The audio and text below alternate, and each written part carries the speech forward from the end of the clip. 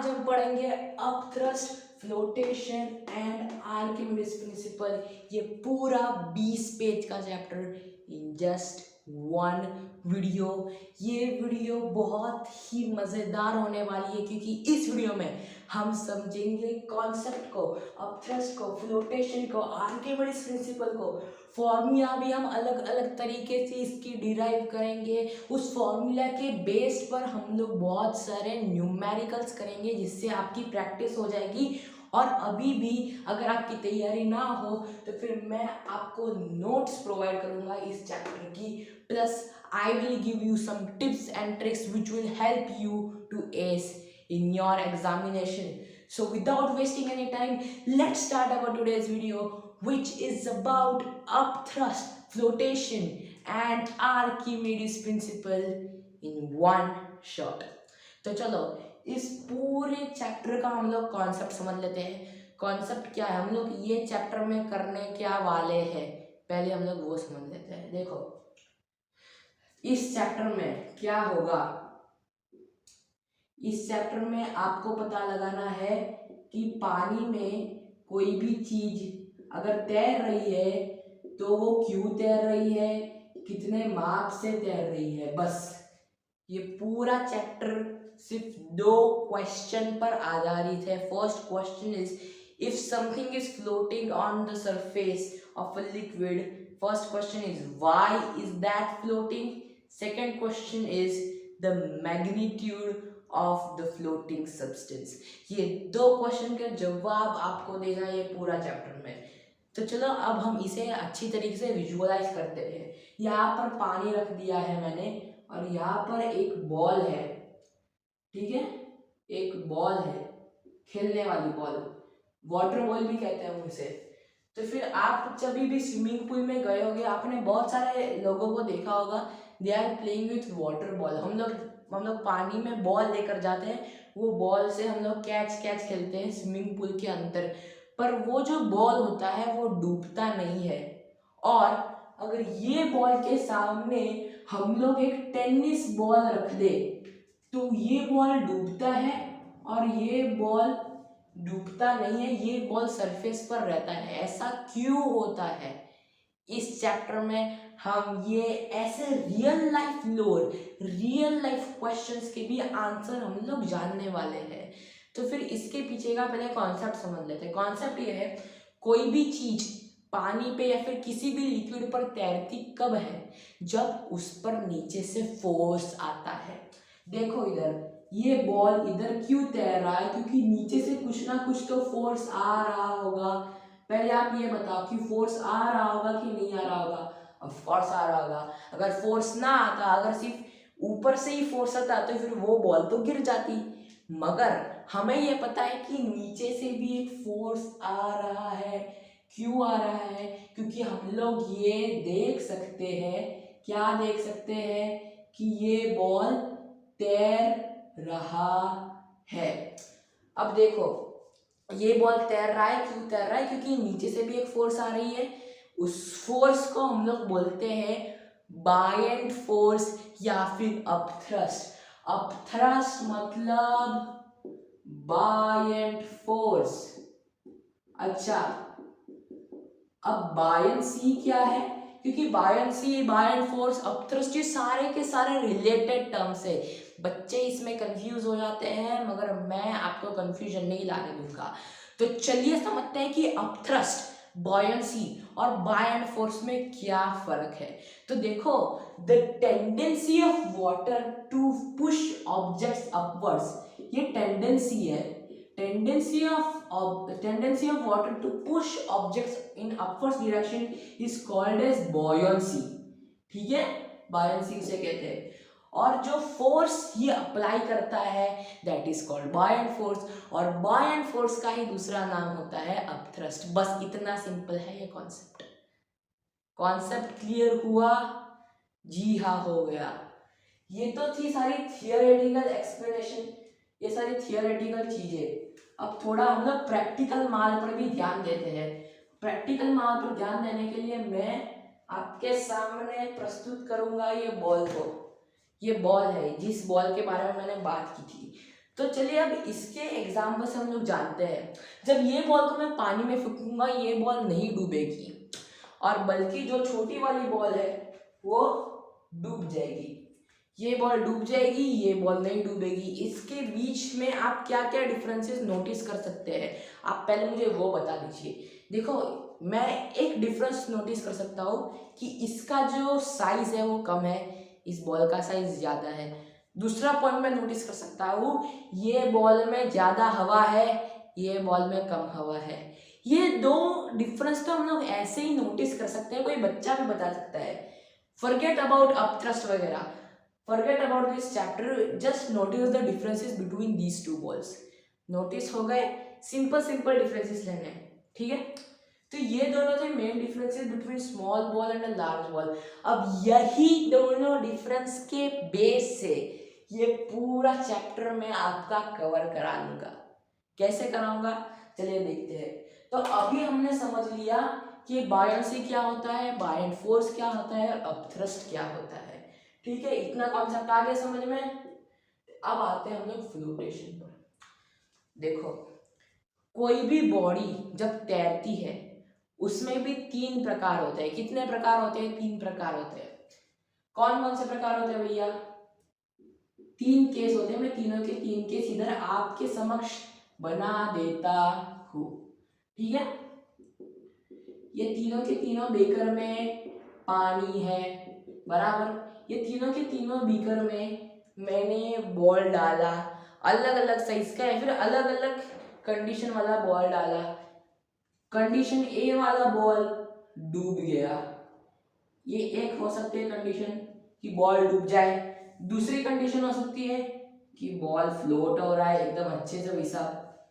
तीसरी कंडीशन हो सकती है हमारी कि ball is just floating, ball is just floating, वो सिर्फ थोड़ा सा फ्लोट कर रहा है, ठीक है। ये 3 कंडीशन बन सकती है कोई भी चीज को अगर आप किसी भी लिक्विड में डालो, सिर्फ यही 3 कंडीशन बन सकती है। पहली कंडीशन कि वो डूब जाए, दूसरी कंडीशन कि वो फ्लोट करे, तीसरी कंडीशन इट जस्ट फ्लोट, वो सिर्फ बस मान कहते हैं ना कि बस हो गया। जब किसी भी बच्चे के 100 में से 50 नंबर आते तो फिर बोलते हैं ना बस पास हो गया, वैसे ही ये बस फ्लोट कर रहा है। ये 3 कंडीशन बन सकती है। अब ये 3 कंडीशन क्यों बनती है, कैसे बनती है, मैं सारी चीजें मैं आपको बताता हूँ। देखो, condition number 1, condition number 2, condition number 3। Condition number 1 कब बनती है, कंडीशन नंबर 1 बनती है व्हेन, अब ये सारी चीजें मैं फ्लोटेशन के बारे में बता रहा हूँ और अपथ्रस्ट कंबाइन करके बता रहा हूँ, तो फिर आप ये सारी चीजें ध्यान से आप कंसेप्चुअल वे में समझे, इसको मैं डिस्क्राइब कर भी बताने वाला हूँ। देखो, तब इस पर लॉजिक क्या लगा सकते हैं जब कोई भी चीज डूबती है, लॉजिक ये लगा सकते हैं कि ये चीज नीचे है ना, ये बॉल नीचे है, तो नीचे है का मतलब क्या है, the buoyant force on this ball is less than the weight of the ball itself। ये होती है आपकी फर्स्ट कंडीशन का कंक्लूजन। क्या कि बॉयंट फोर्स इस बॉल पर कम है, क्यों, क्योंकि उसका वेट ज्यादा है। अब इतनी सारी चीजें हम लोग ये सिर्फ देखकर कैसे बता सकते हैं, आप इस इमेज को समझो। ये बॉल नीचे है, अगर ये बॉयंट फोर्स होता तो बॉल ऊपर होता कि नहीं होता, ऑफ कोर्स होता, मगर अब बायोट फोर्स ज्यादा नहीं है इसलिए बॉल नीचे है, ठीक है। अगर बॉयंट फोर्स ज्यादा नहीं है इसका मतलब क्या, उस बॉल का वजन ज्यादा है। देखो इतनी सिंपल बात है, ये सारे के सारे तीनों के 3 कंडीशन में यही चीज है, कुछ ज्यादा इसमें दिमाग दौड़ाने की बात नहीं है। देखकर जितना आप चीजें बता सकते हो इस चैप्टर में, आपको अपनी ऑब्जर्वेशन पर फोकस करना पड़ेगा ये चैप्टर को एस करने के लिए। सेकंड कंडीशन पर जाते हैं। सेकंड कंडीशन पर दिस बॉल इज फ्लोटिंग। अब ये फ्लोट कब होगी, जब बॉयंट फोर्स बहुत होगा तब ये फ्लोट होगी। सही बात कि गलत बात, 100% सही बात। तो इसको हम कैसे लिख सकते हैं मेरे बउआ, इसको हम लिख सकते हैं as buoyant force is higher than the weight of the body. ठीक है। अच्छा, अब ये एफ बी क्या लिख रहा हूं मैं? F B is the buoyant force. Okay, F B से हम लोग लिखते हैं बॉयंसी को, बॉयंट फोर्स को। तो थर्ड कंडीशन पर जाते हैं, when the body is just floating. When the body is just floating we can say that F B is equal to weight of the body. क्योंकि ये बॉडी जस्ट फ्लोट कर रही है, ऐसी ऐसी बात नहीं कि वो पूरी डूब गई, और ऐसी भी बात नहीं है कि वो पूरी फ्लोट है। वो तो बीच का बंदा है, बीच का आदमी है, थर्ड वाला। तो इसका मतलब क्या? F B is equal to W B. Buoyant force experienced on the body is equal to the weight of the body. That's why the body is staying on the surface. ये तीन condition ही बन सकती है किसी भी body की। ये तीन कंडीशन वाली चीजें तो मैंने आपको बता दी। अब अब अब अब अब ये सारी थी नॉर्मल बातें। अब हम घुसेंगे थोड़े टेक्निकल टर्म्स में, टेक्निकल बातें करेंगे थोड़ी, जिससे चैप्टर ज्यादा डीप होगा। ठीक है, तो थोड़ी टेक्निकल बातें करते हैं। इस चैप्टर में आपको एक फॉर्मूला मिलेगी। उस फॉर्मूला को बताने से पहले मैं आपको सिंपल लॉजिकल बातें बता देता हूँ। मैंने स्टार्टिंग ऑफ द चैप्टर एक चीज बताई थी कि ये जो बॉल है वो फ्लोट करता है, और वो छोटा वाला बॉल फ्लोट नहीं करता। क्यों नहीं करता? फिर टेनिस वाला बॉल फ्लोट नहीं करता, क्यों नहीं करता? इसका आंसर हम इसमें जानेंगे। अब भी हम लोग इस क्वेश्चन का आंसर जानेंगे। और मैंने आपको डिफरेंस नोट करने के लिए भी कहा था। पहला डिफरेंस मैंने क्या बताया था आपको? ये छोटा है, ये बड़ा है। तब छोटे बड़े का किस्सा बॉयंसी में कैसे हेल्प करता है, चलिए हम लोग देखते हैं। चलिए हम लोग ये देखते हैं। तो buoyancy depends on mainly 3 factors. ठीक है, 3 फैक्टर पर बॉयंसी डिपेंड करती है। वो तीनों के 3 फैक्टर कौन कौन से हैं, अब भी बता देता हूं मैं। पहला है आपका वॉल्यूम। अच्छा, अब किसका वॉल्यूम? जो सॉलिड इमर्स हो रहा है उसका वॉल्यूम, कि ये जो लिक्विड है उसका वॉल्यूम? ऑफ कोर्स जो सॉलिड इमर्स हो रहा है उसका वॉल्यूम है। ठीक है, वॉल्यूम मतलब क्या, पहले वो आप जान लो। कॉन्सेप्ट ऐसे छोटे छोटे जानोगे तो ही इतना बड़ा बेस पक्का होगा, नहीं तो नहीं होगा। वॉल्यूम क्या होता है? क्या होता है वॉल्यूम? आपने एक फॉर्मूला पढ़ी होगी बचपन में अपने, density is equal to mass upon volume. तो अभी हमसे वॉल्यूम पूछा गया है, तो वॉल्यूम कैसे फाइंड करेंगे? सिंपल सी फॉर्मूला है, density upon mass is equal to 1 upon V. दोनों के इनवर्स करेंगे तो mass upon density is equal to volume आया। Mass upon density is equal to volume, ये है आपका वॉल्यूम। पर वॉल्यूम मोटा मोटी होता क्या है? वॉल्यूम मतलब length into breadth into height, ये होता है आपका मैथमेटिकल टर्म में। अगर आपको कोई कहे कि कोई क्यूबॉइड का फाइंड करो वॉल्यूम, तो फिर आप कैसे करेंगे? We multiply length into breadth into the height of the cuboid. ठीक है, यही होता है ना वॉल्यूम।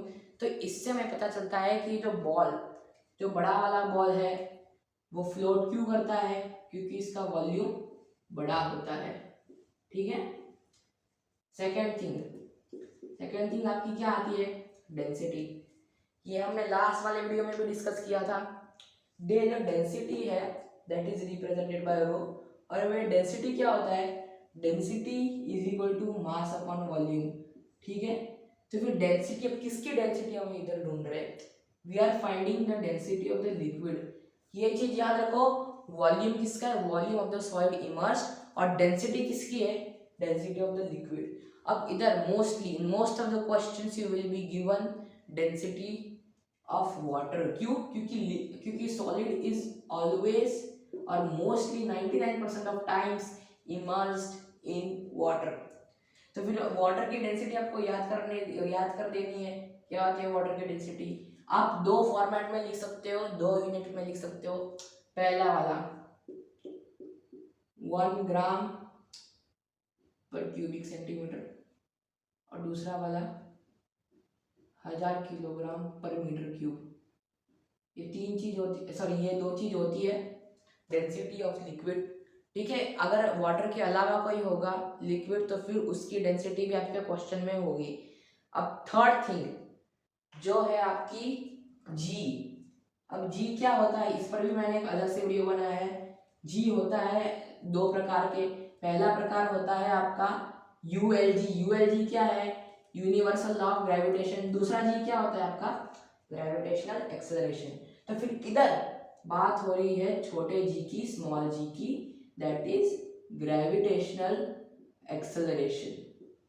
अब ये ग्रेविटेशनल एक्सेलरेशन क्या होता है, देखो लास्ट टाइम भी समझाया था, इस बार भी मैं प्रैक्टिकल एग्जांपल से समझाता हूँ। प्रैक्टिकल एग्जांपल मैं ये लेता हूँ कि अगर मैं किसी भी चीज को फ्री फॉल करूँ, अगर मैं इस मार्कर पेन को इधर से छोड़ू तो जिस एक्सेलरेशन से वो नीचे गिरेगा जमीन तक, उस एक्सेलरेशन को कहते हैं ग्रेविटेशनल एक्सेलरेशन। और इसकी एक फिक्स्ड वैल्यू होती है, that is 9.8 metres per second square. अच्छा, अभी मीटर्स पर सेकेंड स्क्वायर इधर क्यों लगा है पीछे, मीटर्स पर सेकेंड स्क्वायर इसलिए लगा है पीछे क्योंकि वो एक्सेलरेशन का यूनिट है।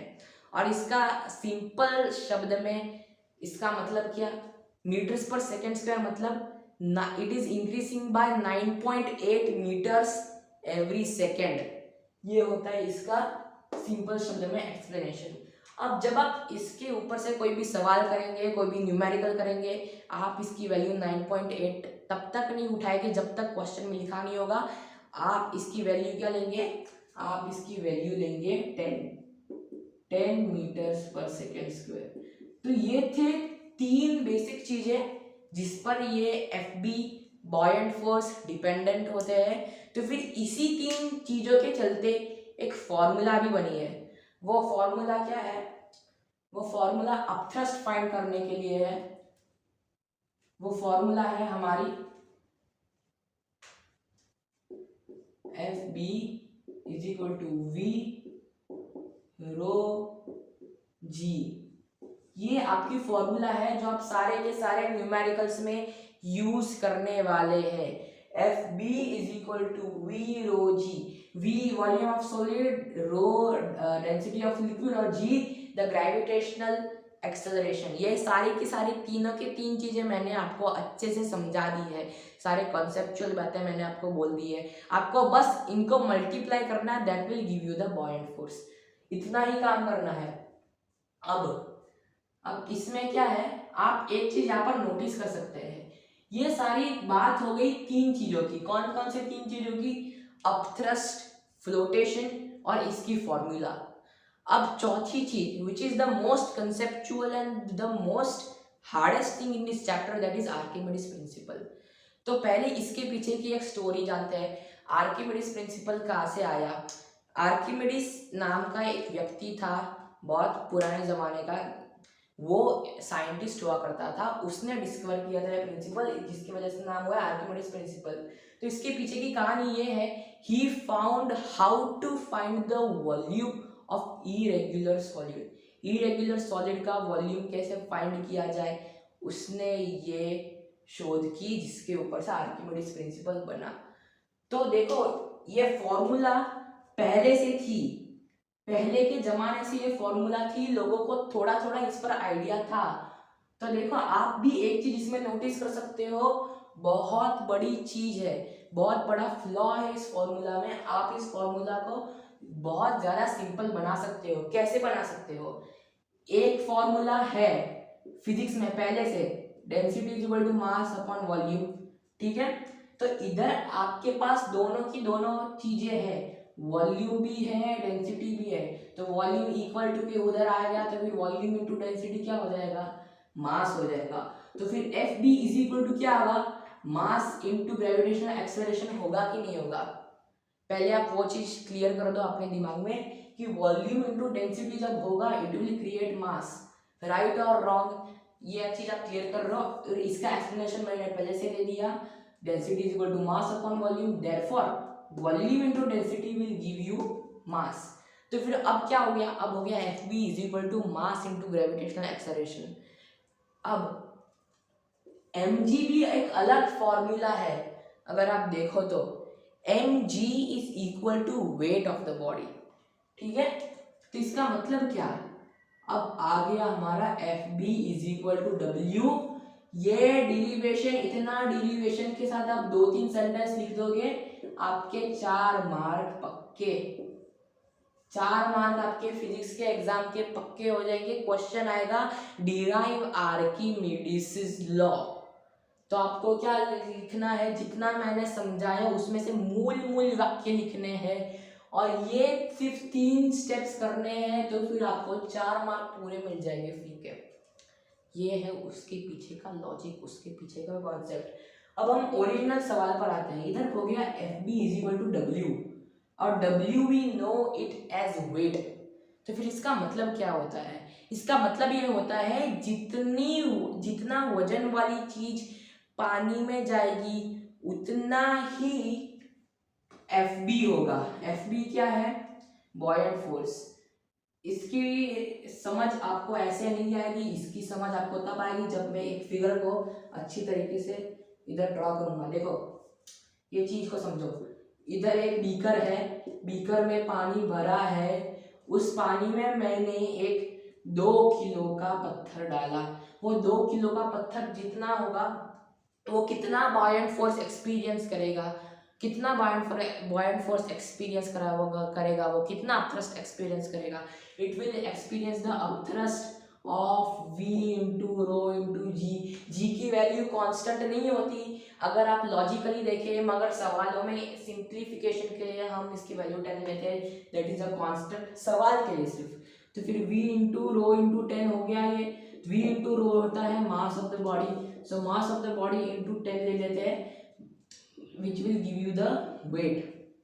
तो फिर जितना 2 किलो का अगर कोई चीज जाएगा तो फिर अपथ्रस्ट कितना लगेगा, वॉल्यूम, कितना वॉल्यूम इमर्स हो रहा है। अगर 2 किलो का कोई सामान जा रहा है, इसका मतलब वो नहीं कि पूरे 2 किलो का वॉल्यूम इसमें इमर्स हो रहा है। ये बात समझो। आइसबर्ग को देखा है कभी, आइसबर्ग का सिर्फ छोटा सा टुकड़ा बाहर होता है, बाकी पूरा टुकड़ा अंदर होता है। तो इसका मतलब वो नहीं कि अगर 2 किलो का सामान जा रहा है या फिर 1500 किलो का सामान जा रहा है, वो सारा का सारा इमर्स होता है, उसमें से कुछ ही पार्ट इमर्स हो सकता है। ये बात को आप समझो, क्योंकि आगे जाकर आपको आइसबर्ग के सवाल सॉल्व करने आएंगे अगर आप बाहर की कोई एग्जाम वगैरह ले रहे हो तो volume into density of liquid, density of liquid mostly water, तो हम लोग इधर 10 ले लेते हैं, तो फिर जी का भी 10 10 10, तो फिर आप पूरा कैलकुलेशन आप करोगे अच्छी तरीके से, मस्त तरीके से, तो फिर आपको अपना बॉयंसी मिल जाएगा। तो ये था आपका पूरा concept clear, concept clear, concept clear अभी तक हुआ, हो गया। तो जितने भी सवाल बनेंगे, जितनी भी चीजें बनेगी, वो इस कॉन्सेप्ट से ही बनेगी, इसके बाहर का ना आपके कोई फिजिक्स के टीचर पूछेंगे, ना आपके पेपर में आने वाला है। हाँ, अब क्या होगा, अब हम करेंगे practice, which is the part 2 of this video. ये वीडियो में ही होगा ये तो। अब हम करेंगे थोड़े फॉर्मूला पर न्यूमेरिकल्स, उसके बारे में आपको नोट्स दे दूंगा इस चैप्टर की। अब आते हैं हम लोग न्यूमेरिकल पर। न्यूमेरिकल पर मैं आपको कुछ नहीं कराऊंगा इस बार, कुछ नहीं कराऊंगा, सिर्फ मैं आपको बेस देकर इस बार जा रहा हूँ, क्योंकि इस चैप्टर में आपको कैसे न्यूमेरिकल सॉल्व कर रहे हैं वो मैं सर को टिप्स एंड ट्रिक्स वाला सेक्शन में बता दूंगा। मगर अभी हम लोग डिस्कस करते हैं सबसे हार्ड वाला numerical, which is in the entire chapter. इस पूरे चैप्टर में आपको इससे हार्ड वाला न्यूमेरिकल मिलने वाला नहीं है, इसी वजह से मैंने वही न्यूमेरिकल उठाया। चलिए इसे जानते हैं। ये एक स्ट्रिंग है, स्ट्रिंग से अटैच एक बक्सा है, वो बक्सा है हमारा क्यूब। वो क्यूब की जो एक साइड है that is 5 centimetre, and the density of that cube is 9 gram per centimeter cube. वही है ना डेंसिटी, वैसा, हाँ वही है, 9 gram per centimeter cube is the density of the cube, and this water density of the liquid is 1.2 gram per centimeter cube. लिख देते इधर, हाँ 1.2 ग्राम सेंटीमीटर क्यूब है density of the liquid in which it is immersed. Sorry if I said it as water, this is not water, this is a liquid whose density is 1.2 gram per centimeter cube. और आपको सिर्फ ये 3 चीजों से find करना है कि ये वाले स्ट्रिंग पर कितना टेंशन लगता होगा। कैसे करेंगे? ये ऐसे सवाल तो हमने किए ही नहीं, ये तो हमारे कॉन्सेप्ट में ही नहीं आता। ऐसा आपको लग रहा है? 2 सेकंड बस मेरी बात मानो। आप यहाँ आप कहीं पर भी ये वीडियो देख रहे हो, सिर्फ 2 सेकंड के लिए आप अपनी आंखें बंद करो। जहाँ पर भी हो आप, बस में हो, ट्रेन में, अपने रूम पर हो, सोफा पर हो, सीट पर हो, बेड पर हो, जहाँ पर भी हो, 2 सेकंड के लिए आंखें बंद करो। ये सवाल को आप सोचो कि ये सवाल कैसे होगा। सोच लिया आपने? नहीं सोचा, नहीं सोच पाए? मैं आपको बता रहा हूँ, देखो इधर, समझो ये बात को समझना फिजिक्स में आपको आना चाहिए। कैलकुलेशन वगैरह वो तो सिंपल मैथ्स है। इसमें आपको ना कुछ डिफरेंशिएशन आ रहा है, ना आपको इंटीग्रेशन वगैरह कुछ आ रहा है। इसमें आपको simple multiply, division, plus, minus, ये 4 ऑपरेटर से ही आपको काम बनाना है। मगर दिक्कत किधर आती है? दिक्कत विजुअलाइजेशन में आती है, दिक्कत इमेजिनेशन में आ रही है। तो उस इमेजिनेशन को क्लियर करने बैठा हूँ मैं आपका इमेजिनेशन पूरा क्लियर कर दूंगा। देखो इधर, ये यहाँ पर एक स्ट्रिंग से अटैच है बक्सा। तो इधर इधर किधर हमें ये चीज नहीं बताई गई कि ये बक्सा पूरा डूबा है कि आधा। कहीं ये बताई गई है? नहीं बताई गई। सो वी आर अज्यूमिंग ये तो हम बता ही सकते हैं कि this is not fully immersed. ठीक है, छोटे छोटे पॉइंट से हम लोग चालू करते हैं। This is not fully immersed, ये बक्सा पूरी तरह से डूबा हुआ नहीं है। इसकी एक साइड 5 सेंटीमीटर की है। इसका मतलब क्या? इसका मतलब ये बक्सा क्यूब है, एक साइड 5 सेंटीमीटर की है। इसका मतलब इसका वॉल्यूम होगा 125। अब ये क्यों होगा? आप एक बार सोचो, what is square? Square is L is equal to B. जितनी लेंथ होगी स्क्वायर की उतनी ही उसकी ब्रेड्थ होगी। And cube is nothing but a 3D representation of a square. तो क्यूब में क्या होगा? Length into breadth into height होगी, बराबर। एक साइड अगर उसकी 5 है तो दूसरी साइड कितनी होगी? 5 होगी। हाइट भी उसकी कितनी होगी? 5 होगी। तो इसका कितना होगा? 125 होगा इसका volume. Volume of solid is 125 centimetre cube. अच्छा, और एक चीज इसमें आपको क्या नोटिस करनी चाहिए? Gravitational acceleration that will always be 10 meters per second square. तो ये सारी की सारी इंफॉर्मेशन जितनी आपको चाहिए थी सवाल करने के लिए मिल गई। 3 चीजों से हमने कितनी चीजें बनाई? 1 2 3 4 5 6। ये भी बहुत बड़ा इंपॉर्टेंट रोल प्ले करता है। सो पहले 3 चीजें थी, अभी से 3 से 6 हो गई। This is the magic of concept. अब उसमें और एक जादू सा कंसेप्ट आ रहा है। अब ये स्ट्रिंग पर कितना टेंशन लगता होगा, आप ये चीज समझो।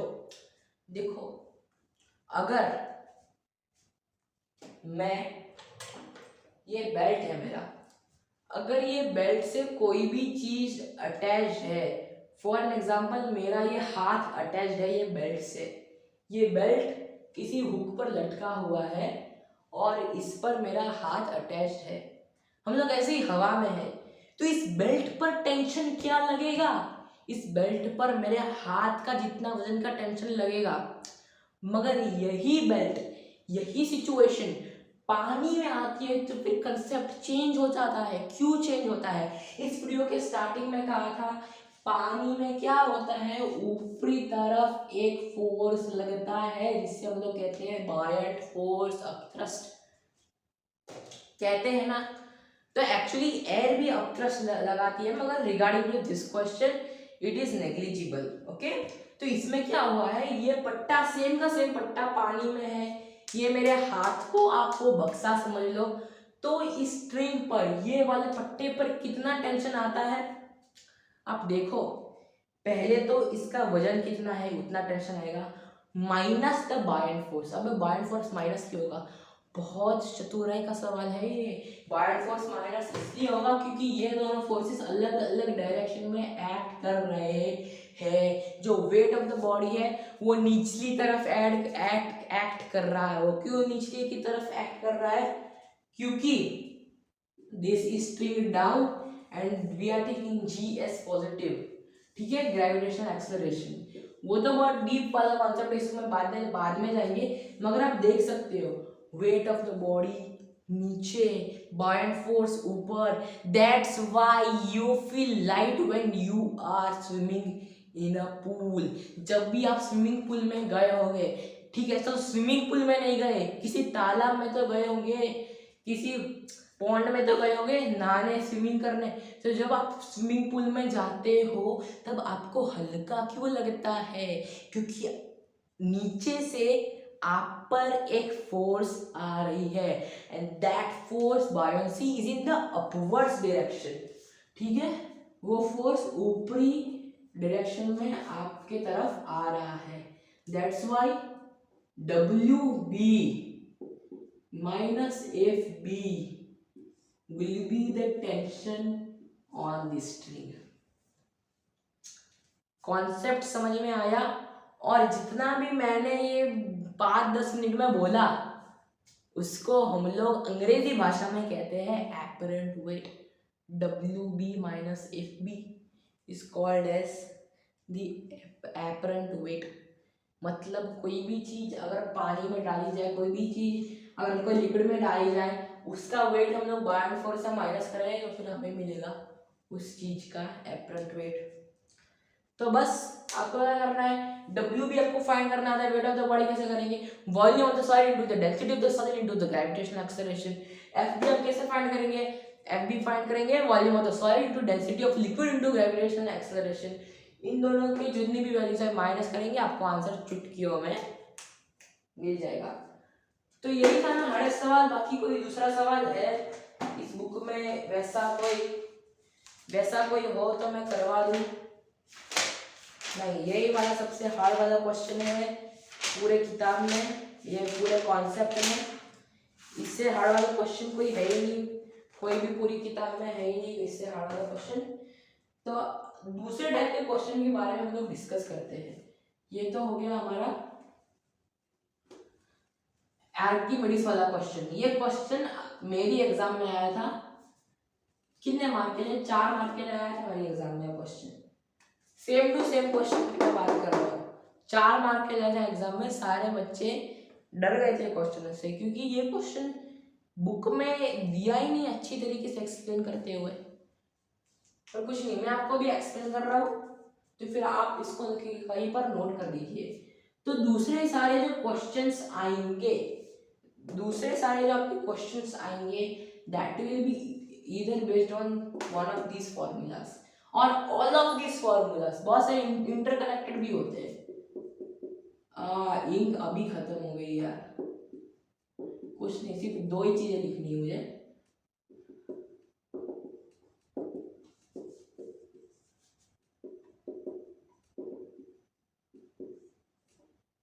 देखो इधर, समझो, देखो और आप इसे समझो।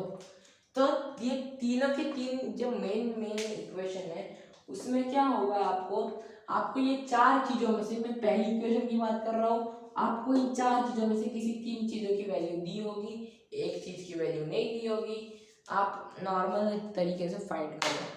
सवाल कॉम्प्लिकेशन चालू होता है इक्वेशन नंबर 2 से, FD = mg। इससे क्यों कॉम्प्लिकेशन चालू होता है? क्योंकि इधर m 2 चीजों में बटा हुआ है, वॉल्यूम और डेंसिटी में।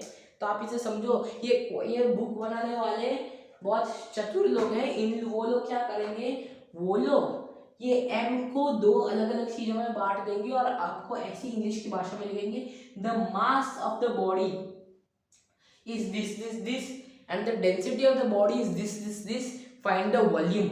भाई साहब आप तो कंफ्यूज हो जाएंगे, ये इधर तो एक इक्वेशन में मास, एक इक्वेशन में तो पूरा वॉल्यूम और डेंसिटी है। आपको कनेक्शन सीखना पड़ेगा। जहां पर भी मास की बात हो, भले वॉल्यूम दिया हो ना दिया हो, डेंसिटी दी हो ना दी हो, आप लोग क्या लिखेंगे, आप लोग लिखेंगे FD = V ρg। क्योंकि भले ही इधर m दिया हो ना दिया हो, रिगार्डलेस ऑफ दैट, अगर आप ये इक्वेशन लिखेंगे तो आपको ये सारी इक्वेशन आपके दिमाग में ऑटोमेटिक क्लिक होगी। ये सारी इक्वेशन से ये इक्वेशन क्लिक होना बहुत हार्ड प्रोसेस है, बहुत मुश्किल प्रक्रिया है, ठीक है। तो फिर I will suggest you to always go for equation number 1। भले फिर आपको मास की वैल्यू दे रखी हो तो भी आप ये लिखो और उसके नेक्स्ट स्टेप में आप इसकी मास की वैल्यू डालो। तीसरी इक्वेशन F B = W। तो वो लोग क्या करेंगे, आपको ऐसे क्वेश्चन देंगे like the weight of the body is this Newton's, ये पूरा सबमर्ज्ड है लिक्विड में, तो find the upthrust on it. एक आम आदमी तो कंफ्यूज हो जाएगा कि इस पर अपथ्रस्ट कैसे फाइंड करें।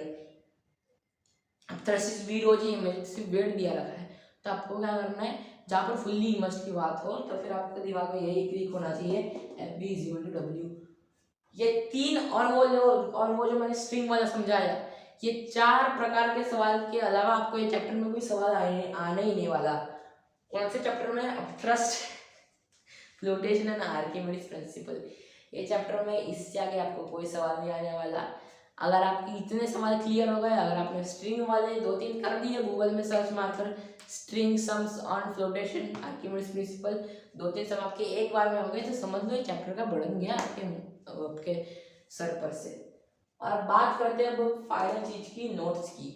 नोट्स आपको इस चैप्टर की बनानी पड़ेगी क्योंकि ये चैप्टर पूरा इंटेलेक्चुअल चैप्टर है। एक एक अगर हम लोग पॉइंट समझाने जाए इस पूरे चैप्टर का तो पूरा हफ्ता भी कम पड़े, क्योंकि ये चैप्टर को एकदम एग्जॉस्टिव एक्सप्लेनेशन चाहिए और वो एक्सप्लेनेशन मैंने ब्रीफ में पूरे में कर दिया है, क्योंकि ये चैप्टर में बहुत सारे प्रैक्टिकल नॉलेज की भी ज़रूरत है। तो फिर आप इस चैप्टर के नोट्स बना लीजिए, क्योंकि आप हर बार तो वीडियो नहीं देख पाएंगे, इसलिए नोट्स आप कैसे बनाएंगे, मैंने अपने डिस्क्रिप्शन में एक लिंक दे रखी है, वो लिंक पर जाकर आप उस पेज को पढ़िए। उस पेज में से आपको जो इम्पोर्टेंट पॉइंट्स लगते हैं या फिर ऐसे जो पॉइंट्स लगते हैं जो आपको लगता है कि जी हाँ ये पॉइंट्स थी वीडियो में कवर नहीं हुए थे, ये पॉइंट्स मेरे थोड़े अनक्लियर है, ये पॉइंट्स में मुझे नहीं समझ आ रहे, तो वो पॉइंट्स अपने फिजिक्स के कॉपी में, फिजिक्स के क्लास वर्क में लिख डालिए। ये आपके लिए सिंपल होगा। तो मैंने एक वीडियो में सारी की सारी चीजें कर दी, कॉन्सेप्ट समझा दिया, अपथ्रस्ट समझा दिया, फ्लोटेशन समझा दिया, आर्किमिडीज प्रिंसिपल समझा दिया, फॉर्मूला के डेरिवेशन समझा दी, न्यूमेरिकल समझा दी, नोट्स दे दी, डिफरेंट ट्रिक्स दे दी। भाई साहब इतना लंबा वीडियो था, और अभी तक अगर आप सब्सक्राइब किए बगैर वीडियो देख रहे हैं यार, सब्सक्राइब कर दीजिए। कितने प्रतिशत लोग, मुझे भी नहीं पता कितने सारे लोग सब्सक्राइब नहीं करते हैं मेरी चैनल पर, पूरा वीडियो देख कर जाता है। बोलो सब्सक्राइब कर दीजिए। रात के वैसे भी 4 बज गए, चलो अभी तो सुबह हो गई, विश्वास नहीं हो रहा है तो देख लो, इधर 4 बज गए हैं तो भी मैं इधर वीडियो बना रहा हूँ, बाहर एकदम अंधेरे का माहौल है।